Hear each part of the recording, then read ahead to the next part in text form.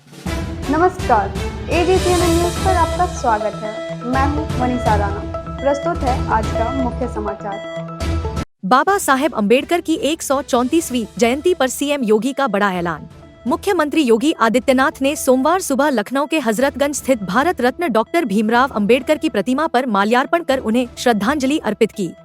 इस मौके पर deputy CM Brajesh Pathak, cabinet मंत्री स्वतंत्र देव सिंह, समाज कल्याण मंत्री असीम अरुण, महापौर सुषमा खरकवाल, राज्यसभा सांसद ब्रिजलाल सहित कई प्रमुख जनप्रतिनिधि मौजूद रहे। बाद में मुख्यमंत्री अंबेडकर महासभा द्वारा आयोजित कार्यक्रम में शामिल हुए, जहां उन्होंने बाबा साहेब की 134वीं जयंती पर आयोजित स्मारिका का विमोचन किया और एक ऐतिहासिक घोषणा की।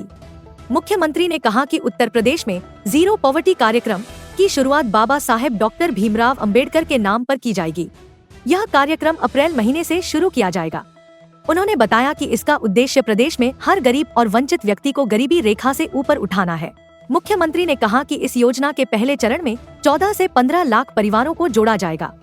हर ग्राम पंचायत में लगभग 20 से 25 ऐसे परिवार होंगे जिन्हें अब तक कई सरकारी सुविधाओं का लाभ नहीं मिल पाया है।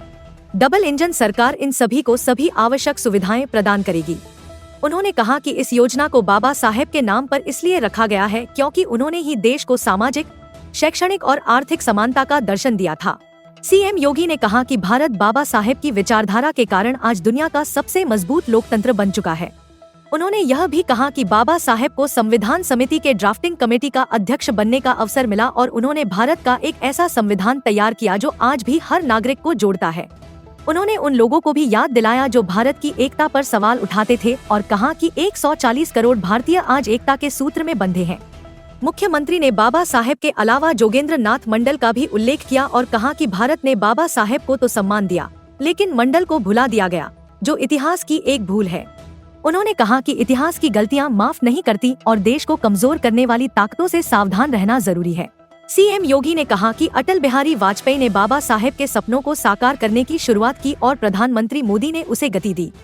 मोदी सरकार ने दलितों और वंचितों को सम्मान दिया और उन्हें उनकी पहचान दिलाई। उन्होंने कहा कि देश का पहला राज्य उत्तर प्रदेश होगा जो जीरो पॉवर्टी के लक्ष्य की दिशा में ठोस कदम उठाएगा। मुख्यमंत्री ने अपनी 2017 की पहली अंबेडकर जयंती की यादें साझा करते हुए कहा कि उस समय उन्होंने गरीबों को जमीन का पट्टा और पक्का मकान देने की योजना की घोषणा की थी। अब तक राज्य में 1 करोड़ गरीब दलित परिवारों को पीएम स्वामित्व योजना के तहत घरौनी और 56 लाख से ज्यादा को आवास की सुविधा दी जा चुकी है। अंत में मुख्यमंत्री ने बाबा साहेब की शिक्षाओं को अपनाने का आह्वान किया। उन्होंने कहा कि शिक्षा, संगठन और संघर्ष, ये 3 मंत्र बाबा साहेब ने दिए थे। अगर हम इन पर अमल करें तो हम एक सशक्त समाज और राष्ट्र का निर्माण कर सकते हैं। उन्होंने कहा कि शिक्षित बनो, संगठित रहो और अपने अधिकारों के लिए संघर्ष करो। यही बाबा साहेब को सच्ची श्रद्धांजलि होगी। हम बाबा साहब भीमराव अंबेडकर की बात करते हैं तो देश और दुनिया इस बात से अचंभित होगी, क्या एक सामान्य मनुष्य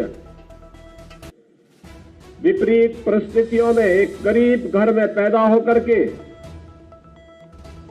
और दुनिया की उच्चतम डिग्री हासिल करके